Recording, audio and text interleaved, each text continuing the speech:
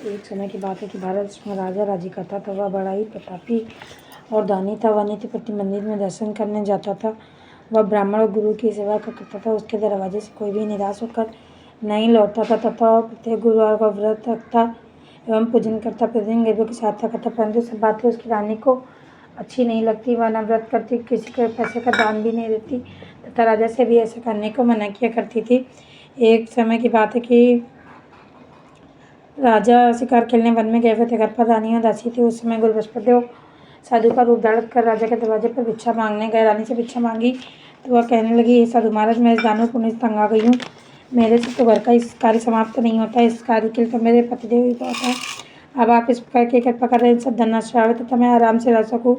साधु बोले, हे देवी, तुम तो बड़ी विचित्र संतान है। धन से कोई दुखी नहीं होता है, इसको सभी चाहते हैं। पापी भी पुत्र और धन की इच्छा करता है। अगर आपके पास धन अधिक है तो भूखे मनुष्य को भोजन करो, प्याव लगवाओ, ब्राह्मणों को दान दो, धर्मशाला बनवाओ, वहाँ तालाब, बाड़ी, बाग, बगीचा के निर्माण कराओ, निर्धन मनुष्य को कुंवारी कन्या को विवाह कराओ और अनेकों यज्ञ धर्म करो। इस प्रकार के कर्मों से आपके कुल और आपका नाम परलोक में सार्थक होगा एवं स्वर्ग की प्राप्ति होगी। मगर वह रानी साधु महाराज की बातों से खुश न हुई। वह बोली, हे साधु महाराज, मुझे ऐसे धन की भी आवश्यकता नहीं जिसको दूसरे मनुष्य को दान दूं तथा जिसको रखने संभालने में मेरा सारा समय बर्बाद हो जावे। साधु ने कहा, हे देवी, तुम्हारी ऐसी इच्छा तो ऐसा ही होगा। मैं तुम बताता हूँ वैसा करना। बृहस्पतिवार के दिन घर को गोबर से लिपना, अपने केसों को धोना, केसों को धोते समय स्नान करना, राजा से कहना वह हजामत बनना, भोजन में मांस मदिरा खाना, कपड़ा धोबी के यहाँ धुलने का डालना। इस प्रकार 7 बृहस्पतिवार करने से तुम्हारा सब धन हो जाएगा। ऐसा कहकर साधु महाराज वहाँ से अंतर ध्यान हो गए। रानी ने साधु के कहने के अनुसार वैसा ही किया। 3 बृहस्पतिवार ही बीते थे कि उसका समस्त धन नष्ट हो गया और भोजन के लिए दोनों समय तरसने लगा। सांसारिक भोगों से दुखी होने लगा। तब वह राजा रानी से कहने लगा, हे रानी, तुम यहाँ पर रहो, मैं दूसरे देश को जाऊँ, क्योंकि यहाँ पर सभी मनुष्य मुझे जानते हैं, इसलिए कोई कार्य भी नहीं कर सकता। देश चोरी पर देश भी बराबर है। ऐसा कहकर राजा प्रदेश चला गया। वहाँ जंगल में रहता और लकड़ी काट कर लाता, स्वयं बेचता। इस तरह जीवन व्यतीत करने लगा। इधर राजा के घर रानी दासी दुखी रहने लगी। किसी दिन भोजन मिलता और किसी दिन जल पीकर रह जाती।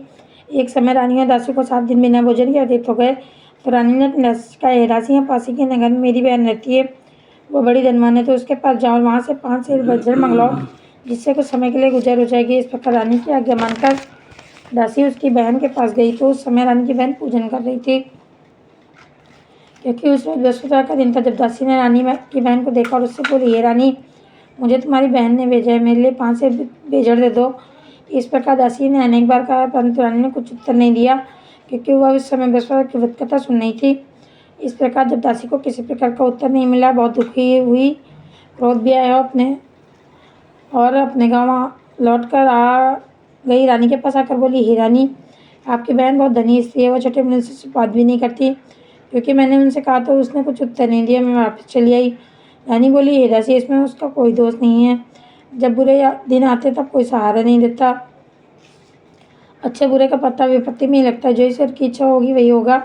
यह सब हमारे भाग्य का दोष है। इधर रानी ने देखा कि मेरी बहन की दासी आई थी, परंतु मैं उससे बोली नहीं, इससे वो बहुत दुखी होगी। यह सोच कथा को सुना विश्वभगवान का पूजन समाप्त कर वह रानी अपनी बहन के घर चल दी और जाकर अपनी बहन से कहने लगी, हे बहन, मैं बृहस्पतिवार का व्रत कर रही थी। तुम्हारी दासी की पर जब तक कथा होती है तब तक ना उठते ना बोलते हैं, इसलिए मैं ना बोली। कहो दासी, क्यों गई थी? रानी बोली, बहन, हमारे यहाँ अनाज नहीं था, वैसे तुमसे कोई बात छिपी नहीं है, इस कारण मैंने दासी को तुम्हारे पास 5 सेर बेजा लेने के लिए भेजा था। रानी बोली, बस भगवान सबकी मनोकामना पूर्ण करते हैं, देखो शायद तुम्हारे घर में अनाज रखा हो। इस प्रकार का वचन जब रानी ने सुनते करके अंदर गई और उसे वहाँ बेजा भरा घड़ा मिल गया तो रानी और बांधो ने बहुत खुश हुई और दासी कहने लगी, हे रानी, देखो, जब भी हमको अन्न नहीं मिलता हम रोज ही व्रत करते हैं। अगर इनसे व्रत की विधि और कथा पूछ ली जाए तो से हम भी क्या करेंगे? तब उस रानी ने अपनी बहन से पूछा, हे बहन, बृहस्पतिवार के व्रत का क्या विधान है? रानी की बहन ने कहा कि बृहस्पतिवार के व्रत में चने की दाल बनाकर से विष्णु में केले की जड़ में पूजन करें, दीपक जलाएं, पीला भोजन करें, कहानी सुने।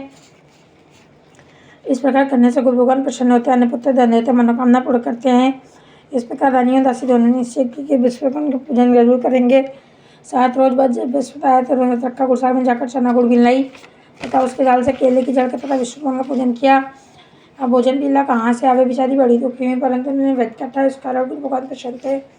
2 थालों में सुंदर पीला भोजन लेकर आए। दासी को देखकर बोले, हे दासी, यह तुम्हारे रानी के लिए भोजन है, तुम दोनों का। दासी भोजन पाकर बड़ी प्रसन्न हुई रानी से बोले चलो रानी जी भोजन कर लो। रानी के इस विषय में कुछ पता नहीं था, इसलिए दासी से बोलती हुई भोजन कर, क्योंकि तुम्हारी व्यथ में हंसी उड़ाती है। दासी ने कहा वह महात्मा हम दोनों को 2 थालों में भोजन दे गए, इसलिए हम तुम्हारे साथ भोजन करेंगे। इस प्रकार रानी और बानी दोनों ने गुरु भगवान का नमस्कार कर भोजन प्रारंभ किया तथा प्रत्येक बस पर कभी थकने लगी। इस पर कृपा से उसके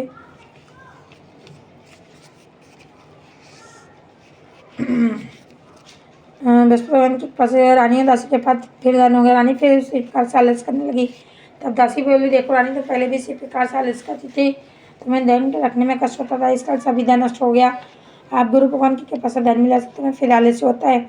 बड़ी मुसीबतों के बाद हमने धन पाया, इसलिए धन नहीं करना चाहिए। भूखे मनुष्य को भोजन कराओ, प्याऊ लगुआ ब्राह्मणों को दान दो, धर्मशाला बनवा को तालाब बड़ी बाग बगीचा का निर्माण कराओ, मंदिर पाठशाला बनवा का दान दो, जिससे तुम्हारे कुल का इस बड़े तथा सर्वपात और पितर प्रसन्न हुए।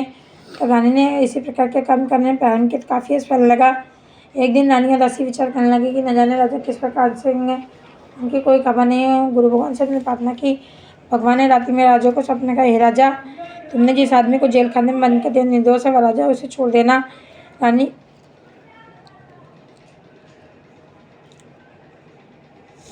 ये राजा उठ, तेरी रानी तुझको कहती देश को चला जा। राजा प्रातःकाल उठा और विचार करने लगा कि स्त्री जाति खाने और पहनने की साथी होती है, पर भगवान के आगमन कर नगर को चलने के लिए तैयार हुए। इसे राजा प्रदेश चला गया तो प्रदेश में दुखी रहने लगा। प्रतिदिन जंगल में से दिन का लाता और शहर था। इस तरह जीवन व्यतीत करने लगा। एक दिन राजा दुखी अपनी पुरानी बातों को याद करके रोने लगा। तब उस जंगल में बृहस्पतिदेव एक साधु का रूप धारण कर आ गया। राजा के पास आकर बोले, एला खड़ा है, तुम इस सुनसान जंगल में किस चिंता में बैठे हो? मुझको बतलाया। सुन राजा के नेत्रों में जल भर आया और साधु को वंदना कर बोला, हे प्रभु, आप तो सब कुछ जानने वाले हो। इतना कहकर साधु को अपनी संपूर्ण कहानी बतला दी। महात्मा दयालु होते हैं। वे राजा से बोले, हे राजा, तुम्हारी स्त्री ने बृहस्पतिदेव को अपराध किया था, जिस कारण तुम्हारी यह दशा हुई। अब तुम किसी बात की चिंता मत करो, भगवान तुम्हें पहले से अधिक धन देगा। देखो, तुम्हारी स्त्री ने बृहस्पतिवार का व्रत प्रारंभ कर दिया है, तो मेरा कहा मानकर बृहस्पतिवार के व्रत के चने की दाल, जो गुड़ जल को लोटे में डालकर केला पूजन करो, फिर कथा को सुनो, भगवान तुम्हारी सब कामनाओं को पूर्ण करेंगे। साधु को प्रसन्न देखकर राजा बोला, हे प्रभु, मुझे लकड़ी बेचकर इतना पैसा नहीं मिलता जिससे मैं भोजन करने के उपरांत कुछ बचा सकूं। मैंने रात्रि में अपनी रानी को विवाह के लेकर मेरे पास कुछ भी नहीं जिसको उसकी खबर मंगा सकूं, और फिर मैं कौन सी कहानी कहूँ या मुझको कुछ भी मालूम नहीं है। साधु ने कहा, हे राजा, तुम किसी बात की चिंता मत करो। बृहस्पतिवार के दिन तुम रोजाना की तरह लकड़ी लेकर शहर को जाओ, तुमको रोज से दुगना धन प्राप्त होगा, जिससे तुम भली भांति बृहस्पति का पूजन कर लोगे तथा बृहस्पति के पूजा का सामान दिया जाएगा। प्राचीन काल में एक ब्राह्मण तो बहुत ही निर्धन था, उसकी कोई भी संतान नहीं थी। उसकी स्त्री बहुत मिलता के साथ रहती थी, स्नान न करती, किसी देवता का पूजन न करती, प्रातःकाल उठते सर्वप्रथम भोजन करती, बाद में पानी कार्य करती थी। इससे ब्राह्मण देवता बड़ी दुखी थे, बेचारे बहुत कुछ कहते, किंतु उसका कुछ परिणाम न निकला। भगवान के कृपा से ब्राह्मण की स्त्री को कन्या रूपी रत्न पैदा हुआ और वह कन्या अपने पिता के घर में बड़ी होने लगी। प्रातः स्नान करके विष्णु जाप करने लगी, बृहस्पतिवार का व्रत करने लगी। प्रातःकाल वह बालिका प्रातःकाल स्नान करने के विष्णु भगवान का जाप करने लगी, बृहस्पतिवार का व्रत करने लगी। अपने पूजा पाठ को समाप्त करके स्कूल जाती तो अपनी मुट्ठी में जो भर के ले जाती और पाठशाला के मार्ग में डालती जाती, वही जो स्वर्ण के ओर जाते लौटते समय उनको बिन कर लेती थी। एक दिन में बालिका सोने का जो फटक साफ कर रही थी। उसकी माँ ने देख लिया, कहा, बेटी, सोने को जो फटकने के लिए सोने का सूप भी होना चाहिए। दूसरे दिन गुरुवार था। इस कन्या ने पुत्र का विष्णु से प्रार्थना करके कहा, हे प्रभु, यदि मैंने आपकी पूजा सच्चे मन से की हो तो मेरे लिए सोने को सूप देते हो। बृहस्पतिदेव ने उसकी प्रार्थना स्वीकार कर ली। प्रतिदिन की तरह वह कन्या जो फैलाते हुए जाने लगी। जब लौट कर जो भी नहीं थी तो बृहस्पति की कृपा से सोने का सूप मिला। उसे वो घर ले आई, उसे साफ करने लगी, परंतु उसकी माँ का वही ढंग रहा। एक दिन की बात है कि वह कन्या सोने के सूप में जो साफ कर रही थी। उस समय वो शहर का राजपुत्र वहाँ से होकर निकला। इस कन्या के रूप और कार्य को देखकर मोहित हो गया तथा अपने घर आकर भोजन तथा जल कर उदास होकर लेट गया। राजा को जब इस बात का पता लगा तो अपने प्रधानमंत्री के साथ उसके पास गए। बोले, हे बेटा, तुम्हें किस बात का कष्ट है? किसने अपमान किया अथवा कोई और कारण है? सो कहो, मैं वही कार्य करूँगा जिससे तुम्हें प्रसन्नता हो। राजकुमार ने अपने पिता की बातें सुनी तो बोला, मुझे आपकी कृपा से किसी बात का दुख नहीं है। इसने मेरा अपमान नहीं किया, परंतु मैं उस लड़की से विवाह करना चाहता हूँ जो सोने के सूप में जो साफ कर रही थी। यह सुन राजा आश्चर्य पड़ा और बोला, हे बेटा, इस तरह की कन्या का पता तुम्हें लगा, मैं उसके साथ तेरा विवाह वसी करवा दूंगा। राजकुमार ने उस लड़की के घर के पता बतलाया तो मंत्री उस लड़की के घर गए। ब्राह्मण की कन्या का विवाह राजकुमार के साथ संपन्न हो गया। कन्या के घर से आती पहले की बात है, उस ब्राह्मण देवता के घर में गरीबी का निवास हो गया। भोजन के लिए अन्न भी बड़ी मुश्किल से मिलता था। एक दिन दुखी होकर ब्राह्मण देवता अपनी पुत्री के पास गए। बेटे ने पिता की दुर्दशा का देखा, माँ का हाल पूछा। तब ब्राह्मण ने सभी हल्का करने ने बहुत सा धन देकर अपने पिता को विदा कर दिया। इस तरह ब्राह्मण का कुछ समय सुखपूर्वक व्यतीत हुआ। कुछ दिन बाद फिर वही हाल हो गया। ब्राह्मण फिर अपनी कन्या के यहाँ गया। सभी हल्का तो लड़की बोली, हे पिताजी, आप माता जी को यहीं लिवा लो, मैंने विधि बता दूंगी, इससे गरीबी दूर हो जाए। ब्राह्मण अपनी स्त्री को साथ लेकर पहुंचे थे। पुत्री अपनी माँ को समझाने लगी, हे माँ, तुम प्रातः काल उठ के सौपता में स्नान आदि करके विष्णु भगवान का पूजन कर तो सब तक दूर हो जाएगी। परंतु उसकी माँ ने एक भी बात नहीं मानी। प्रातः काल उठकर अपनी पुत्री को बच्चों को जूठन खा लेती थी। एक दिन उसकी पुत्री को गुस्सा आया, एक रात कोठी से भी सामान निकाल देता था। उसकी माँ को बंद कर दिया। प्रातः काल उसमें से निकाला तथा स्नान आदि करा के पूजा पाठ करवाया तो उसकी माँ की बुद्धि भी ठीक हो गई। बृहस्पति रखने लगी। इस जल के प्रभाव से उसकी माँ भी बहुत धनवान तथा पुत्रवती हो गई। बृहस्पति जी के प्रभाव से स्वर्ग को प्राप्त हुई तथा वह ब्राह्मण भी सुखपूर्वक इस लोक में सुखभोग का स्वर्ग को प्राप्त हुए। इस तरह कहानी का साधु देवताओं संत ध्यानों को धीरे धीरे संयोजित होने पर फिर वही बृहस्पति का दिन राजा जंगल से लकड़ी काटकर किसी सहन बेचने गए। उसे उस दिन से अधिक पैसा मिला। राजा ने चना गुड़ आदि लाकर बृहस्पति का वध किया। उस दिन से उसके सभी कलेश दूर हो गए। परंतु जब दोबारा गुरुवार का दिन आया, व्रत करना भूल गया। इस कारण गुरु का नाराज हो गए। उस दिन उस नगर के राजा ने विशाल यज्ञ के आयोजन के शहर में घोषणा करा दी कि कोई मनुष्य अपने घर भोजन न बनावे, आग न जलावे, सभी लोग मेरे यहाँ भोजन करने आए। इस आज्ञा को जो न मानेगा उसके लिए फांसी की सजा दी जाएगी। इस तरह की घोषणा संपूर्ण नगर में करवा दी गई। राजा के अनुसार शहर के सभी लोग भोजन खाने गए, लेकिन नकारा कुछ देर से पहुंचा, इसलिए राजा उसको अपने साथ लिवा ले गए, ले जाकर भोजन करा रहे थे। इतने में रानी की दृष्टि उस कुटी पर पड़ी हुई जिस पर उसका हाथ लटका हुआ था वहाँ पर दिखाई नहीं दिया। रानी ने इससे क्या कि मेरा हाथ उस मनुष्य ने चुरा लिया है। उसी समय पुलिस बुलाकर उसको जेल खाने में डलवा दिया। जब राजा जेल खाने में पड़ गया, बहुत दुखी होकर विचार करने लगा कि न जाने कौन से पुरुष जन्म के कर्म से मेरे लिए ऐसा दुख प्राप्त हुआ है, और उसे साधु का करने लगा जो कि जंगल में मिल रहा था। उसी समय तत्काल बृहस्पति साधु के रूप में प्रकट हो गए और उसके दशा को देखकर कहने लगा, हे मूर्ख, तूने बृहस्पति की कथा नहीं कही, इस कारण तेरे लिए ऐसा दुख प्राप्त हुआ है। अब चिंता मत कर, बृहस्पति के रोज उसे 4 पैसे पेड़ मिले। राजा ने कथा कही। उसी रात्रि को बृहस्पति ने उस नगर के राजा को सपने का, हे राजा, तुमने जिस आदमी को जेल खाने में बंद कर दिया निर्दोष राजा है, उसे छोड़ देना। रानी का हाथ उसी कुटी पर लटका हुआ है। अगर तू ऐसा नहीं करेगा तो मैं तेरे राज्य को नष्ट कर दूंगा। इस तरह के रात्रि को सपने को देख राजा प्रातःकाल उठा और कुटी पर हार देखकर लकड़हारे को बुलाकर क्षमा मांगी तथा राजा के योग्य सुंदर वस्त्र आभूषण देकर विदा किया। गुरुदेव के आज्ञा अनुसार राजा अपने नगर को चल दिया। राजा जब नगर के निकट पहुंचा तो उससे बड़ा आश्चर्य हुआ। नगर में पहले से अधिक बाग, तालाब, कुएं, बहुत से धर्मशाला, मंदिर आदि बने हुए थे। राजा ने पूछा, किसका बाग और धर्मशाला है? तब नगर के सब लोग कहने लगे, रानी और वादी क्यों है? तो राजा के वह आश्चर्य हुआ, गुस्सा भी आया। जब रानी ने खबर सुनी कि राजा आ रहे हैं तो उसने दासी से कहा, हे दासी, देख, राजा उनको कितनी बुरी हालत में छोड़ गए थे, वह हमारी ऐसी हालत देख कर लौट ना जाए, इसलिए तो दरवाजे पर खड़ी हो जा। आज्ञा अनुसार दासी दरवाजे पर खड़ी हो गई और जब राजा आए तो उन्हें अपने साथ लिवा लाई। तब राजा ने क्रोध करके अपनी तलवार निकाली और पूछने लगे, ऐसा बताओ तुम्हें ऐसा दिन कैसे प्राप्त हुआ है? तब उन्होंने कहा कि हमेशा दिन बृहस्पति के व्रत के प्रभाव से प्राप्त हुआ है। राजा ने निश्चय किया कि 7 रोज बाद तो सभी बृहस्पति का पूजन करते हैं, परंतु मैं रोजाना दिन में 3 बार कहानी का करूँगा तथा रोज व्रत करूँगा। अब वर्ष में राजा के दुपट्टे में चांदी की दाल बंधी रहती तथा दिन में 3 बार कहानी कहते। एक दिन राजा ने विचार किया कि चले अपनी बहन के अगुआ में। इस तरह निश्चय कर राजा घोड़े पर सवार हो अपनी बहन के चलने लगा। मार्ग में उसने देखा कुछ आदमी एक मुर्दे को लिए जा रहे हैं। उन्हें रोककर राजा कहने लगा, अरे भाइयों, मेरी बृहस्पति की कथा सुन ले। वे बोले, लो, हमारा तो मर गया, इसको अपनी कथा की पढ़िए। परंतु कुछ आदमी बोले, अच्छा, कौन तुम्हारी कथा भी सुनेंगे। जब राजा ने दाल निकाली, जब कथा आदि को मुर्दा लेने लगा, जब कथा समाप्त हो गई तो राम राम करके वह मर्दन से खड़ा हो गया। आगे मार्ग में उसे किचन के महल चलाता मिला। राजा ने उसे देखा और उससे बोला, अरे भैया, तू मेरी बृहस्पति की कथा सुन लो। किसान बोला, जब तक मैं तेरी कथा सुनूंगा तब तक चल रही है, जोत लूंगा, जा अपनी कथा किसी और को सुनाना। इस तरह राजा आगे चलने लगा। राजा के हटते बैल पर चाक कर गिर गए तथा उसके पेट में जोर से दर्द होने लगा। उसी समय उसकी माँ रोटी लेकर आई। उसने जब यह देखा तो अपने पुत्र सवाल पूछा, बेटे ने सभी हाल कह दिया। तो बुढ़िया दौड़ी दौड़ी उस घुड़सवार के पास गई। उससे बोली, मैं तेरी कथा सुनूंगी तो अपनी कथा मेरे खेत पर चढ़कर कहना राजा ने बुढ़िया की खेत पर जाकर कथा कही, जिसको सुनकर वो बैल खड़े हुए तथा किसान के पेट का दर्द बंद हो गया। राजा अपनी बहन के घर पहुंच गया। बहन ने भाई की खूब मेहमानी की। दूसरी राजा जागा तो देखने लगा सब लोग भोजन कर रहे हैं। राजा ने अपनी बहन से कहा, इसमें कोई मनुष्य नहीं है जिसने भोजन न किया और मेरी बेसवता की कथा सुन ले। बहन बोली, हे भैया, ऐसा सही पहले यहाँ लोग भोजन करते हैं, बाद में पानी करते हैं। अगर कोई पड़ोस में तो देखा हूँ। वैसा कहकर देखने चली गई, पर मुझे कोई व्यक्ति ऐसा नहीं मिला जिसने भोजन आदि न किया हो। अतः वह कुमार के घर गई। जिसका लड़का बीमार था, उसे मालूम हुआ कि उसके यहाँ तीनों से किसने भोजन नहीं किया है। रानी ने अपने भाई की कथा को सुनने के लिए कुमार से कहा तैयार हो गया। राजा ने जाकर बृहस्पतिवार की कथा कही, जिसको सुनकर उसका लड़का ठीक हो गया। तो राजा की प्रशंसा होने लगी। एक दिन राजा ने अपनी बहन से कहा, हे बहन, हम अपने घर को चलेंगे, तुम भी तैयार हो जाओ। राजा की बहन ने अपनी सास से कहा।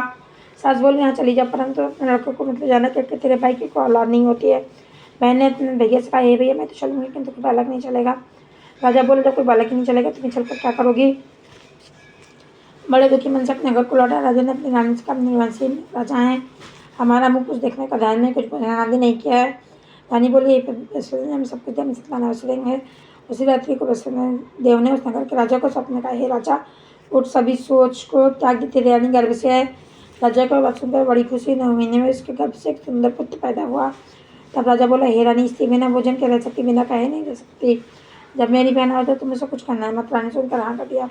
जब राजा की बहन ने शुभ समाचार सुना तो बहुत खुश हुई तथा बधाई लेकर अपने भाई के आई। तभी रानी ने कहा कि घोड़ा चढ़ के तो नहीं, गधा चढ़िया है। राजा की बहन बोली, भाई मैं उस पर खाना खाती तो मुझे संतान कैसे मिलती। बृहस्पति ऐसी हैं जैसे जिसके मन में कामनाएं सभी को पूर्ण करते हैं। जो सद्भावना पूर्वक वसुधा का व्रत करता है, कथा पढ़ता अथवा सुनता है, बृहस्पति उसकी सभी मनोकामना पूर्ण करते हैं। भगवान बृहस्पति उनकी सदैव रक्षा करते हैं। संसार में सद्भावना से भगवान जी का पूजन जो सच्चे हृदय से करते हैं, उनकी सभी मनोकामनाएं पूर्ण करते हैं। जैसे अच्छी भावना से रानी और राजा ने उनकी कथा का गुणगान किया तो उनकी सब इच्छाएं बृहस्पति जी ने पूरी की। इसलिए सब कथा सुनने के बाद प्रसाद लेकर जाना चाहिए, हृदय से मनन करते हुए जयकार बोलना चाहिए। बोलो बृहस्पति की जय, विष्णु भगवान की जय।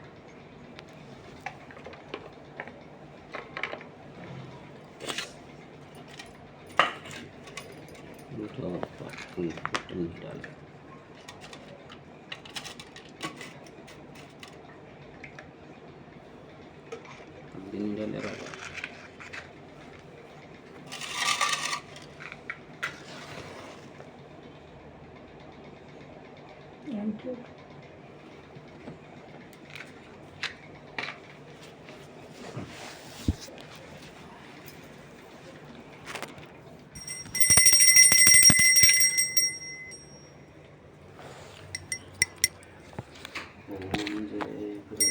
बृहस्पति देवा स्वामी जय बृहस्पति, छीने छीने भोग लगाऊं, छीने भोग लगाऊं पहले में। ओम जय बृहस्पति देवा, तुम्हें पूर्ण परमात्मा, तुम्हें परयामी स्वामी, तुम्हें यामी। जगत पिता जगदीश, जगत पिता जगदीश, तुम्हें सबके स्वामी। ओम जय बृहस्पति देवा, चरणामृत निज निर्मा, सब पाथ के हरता स्वामी, सब सकल मनोरथ दायक, सकल मनोरथ दायक, कृपा करो भरे। ओम जय बृहस्पति, तन मन धन आदि पाणे, जो जन शरण पड़े स्वामी, जो जन शरण पड़े प्रभु प्रकट तबे, करे आकर द्वार खड़े। ओम जय बृहस्पति देवा, दीन दयाल दयान, भक्तन हितकारी स्वामी, भक्तन हितकारी। पाप दोष सबे हरता, पाप सबे हरता, भव बंधन हरि। ओम जय बृहस्पति देवा, सकल मनोरथ दायक, सब संसारी स्वामी, सब संसारी विकारी विषय विकार मिटाओ, विषय विकार मिटाओ, संतन सुखकारी ओम बृहस्पति देवा जो कोई आरती तेरी प्रेम सहित गावे, स्वामी प्रेम सहित गावे, जैसानंद बंदी गुरु को, जैसानंद बंदी गुरु को निश्चय फल पावे ओम बृहस्पति देवा स्वामी जय बृहस्पति देवा। बोलो विष्णु भगवान की जय।